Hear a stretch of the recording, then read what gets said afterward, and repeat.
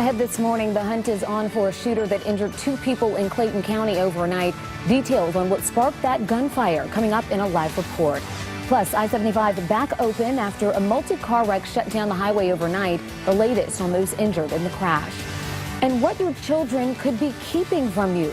We're taking a look at the tricks kids use to hide dangerous online activity from their parents. Good morning, and thank you so much for waking up with us on this Sunday. I'm Jennifer Bellamy, meteorologist Heather Tesh standing by. And Heather, we're going to have a beautiful end to our weekend. Well, we have a gorgeous day in store for us. Now, there are some areas of patchy fog around this morning, but that'll erode quickly, and we'll see plenty of sunshine as we go into the afternoon hours. Right now, already fairly mild. We have 55 degrees in and around Atlanta.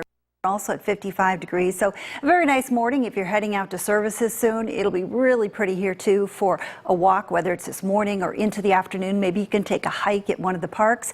We are looking at some beautiful conditions here with the sunshine breaking out as we go into the afternoon. We will see those temperatures by lunchtime into the 60s, and we'll see those temperatures in the low 70s as we hit mid-afternoon into late afternoon, and still comfortable numbers as we go right on into the evening hours. So what about beyond today? The rest of the week, is it more unsettled? Well, I'll let you know, so stick around for just a few more minutes.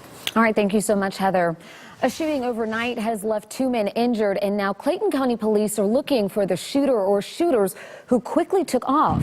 Our Joe Hinkie is live at Clayton County Police headquarters with details on what officers know about this right now. Joe. Well, Jennifer, officers found 2 men, a 22 and 23-year-old with gunshot wounds. And now investigators here at the Clayton County Police Department are trying to piece together what led to those men getting shot. Now, the shooting took place in the 2700 block of Brook Drive in Morrow. A spokeswoman with Clayton County Police tells us right now they believe it began with an argument involving a woman about her baby. The woman called the baby's father, and he arrived soon after that call with 2 carloads of people. Officers say there were 2 men there, and when people started getting out of the vehicles, both of those men were shot at least once. The suspects behind the shooting then got back into the vehicles and drove off. First responders then arrived and took the victims to the hospital. The investigation into the shooting, I'm told, is still ongoing, and as of this morning, no suspects have been named. No arrests have been made either by police here in Clayton County. So anyone with information on last night's shooting is asked to call police. Jennifer. All right, thank you so much, Joe. We'll check back in with you in just a little bit. A multi-car wreck shut down I-75 South at Forest Parkway briefly overnight. GDOT tells us 5 cars were involved and 1 person was injured and taken to the hospital. We're still working to get details on what may have led up to that crash. Police investigating another shooting, this one in DeKalb County. Officers tell us it started with a fight inside Salem Park. A man in his 20s was shot in the abdomen, and he tried to run from the scene but collapsed a few blocks away. He was taken to Grady Hospital in stable condition. Right now, there's no word on a suspect. 2 families are without a home this morning after a duplex fire in southeast Atlanta last night. Investigators say the home on the corner of Newton Avenue and Maynard Terrace was heavily damaged on the inside. 1 person was taken to the hospital for smoke inhalation, but is expected to be okay. The cause of that fire is still under investigation. The Georgia Senate has sent a clear message to those who try to secretly take photos under people's clothing. The Senate passed the bill to make upskirting a crime. Now the House is considering a similar measure. It would make it illegal to secretly take pictures or video of a person's private parts in a public place. Last year, an appeals court found there was no specific law in Georgia that banned upskirting, and that surprised many, including the bill's sponsor. I personally was shocked. It's a reprehensible behavior, not acceptable under any kind of social moray, I don't believe, so I was shocked also. Another bill we're tracking is one that would regulate fantasy sports in our state. Companies operating daily fantasy sports websites would have to register with the state and pay a fee. Last week, it passed the Ways and Means subcommittee, so it will move on to a full committee soon. And we're also keeping an eye on a bill that would give airlines like Delta millions of dollars in tax breaks. Delta argues Georgia's jet fuel tax is the 4th highest in the country. Lawmakers who support the measure say it will make Georgia more business friendly. While the nation's unemployment rate declines, the rate for America's youngest veterans is climbing, going from 4.4% in September to 6.3% in January. But there are real efforts underway to increase opportunities for our servicemen and women. Veterans looking for help, a handout, a job. You may see it on your daily commute or on your social media feed.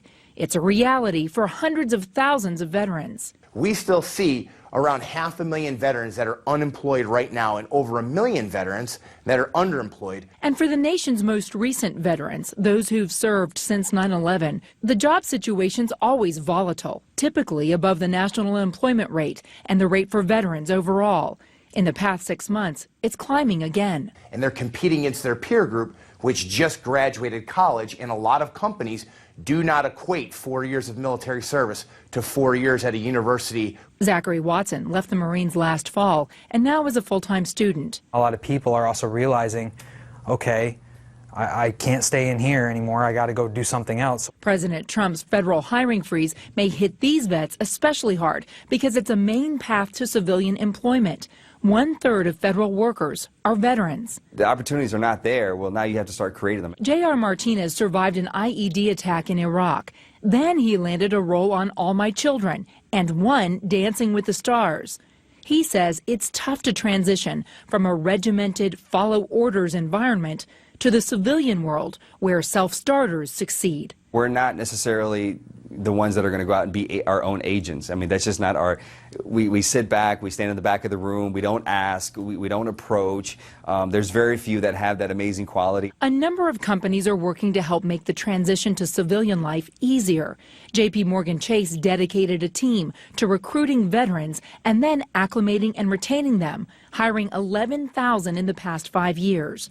Starbucks has hired 8,800 veterans and military spouses, and NBC Universal and its parent Comcast partnered with the U.S. Chamber of Commerce for a Hiring Our Heroes initiative.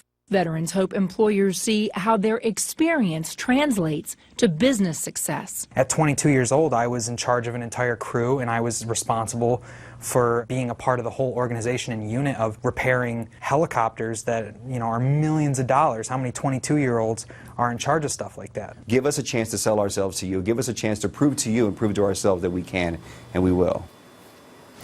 Well, coming up this morning, a look at a local group working to make sure men get screened for prostate cancer. Why the event has special meaning for one participant.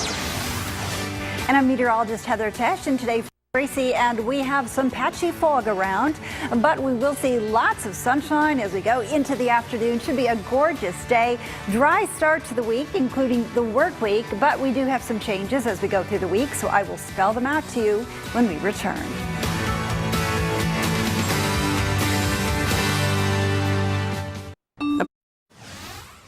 An app promoted as a way to make friends is gaining popularity among teens, but experts say it could allow predators to go undetected. It's called Yellow, and it works a lot like the dating app Tinder. Swipe right to like a person's profile or left to pass. The app allows kids as young as 13 years old to join, but there's no actual age verification. Experts say that means there's very little to stop a predator from making a fake account to chat with teens, and that's raising red flags among parents. I don't know their age, I don't know their sex, I don't know their history or background, and they can be coming from all over the world into my home. Would be very scary for me. Security experts say parents should talk to their kids about using apps and websites safely. There are also monitoring programs that can help, like Apple's free family sharing feature. It alerts parents and allows them to approve any apps that their kids try to download. This weekend, at least 300 men in Metro Atlanta took the fight against prostate cancer to the front lines. The Kappa Alpha Alpha chapter of Omega Psi Phi fraternity hosted a free prostate cancer seminar yesterday afternoon. During the event, men were able to get free prostate cancer screenings and learn more about the disease. Say start your evaluations or your screenings around age 35. Encourage that as well. My grandfather and my father also died of prostate cancer. And if I hadn't gotten checked at age 35, I would not be here to talk to you today. Very important message there. Physicians also led panel discussions on the disease. Still ahead this morning, a dream come true. The amazing story of how a former lost boy of Sudan is now officially on duty as an Atlanta police officer.